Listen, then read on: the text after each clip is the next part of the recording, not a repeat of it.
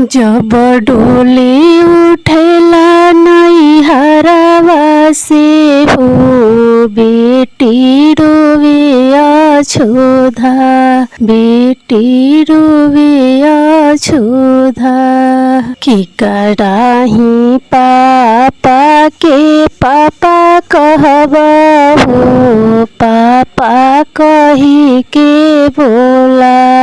कि करा बैठी लागल सोई रहबा हो, जियरा जइहे जुराय। डोलिया का पीछे बर सुंदर दुल्हा, दुल्हा समझावेले हो, दुल्हा समझावेले हो। धनी हमारा पापा के तू पापा कहिया हो, पापा कही के बोलाय। हमारा पापा के तू पापा कहिया हो, पापा कही के बोलाय। हमारा पैठी लागल सोई रही हो, जियरा जइहे जुराय।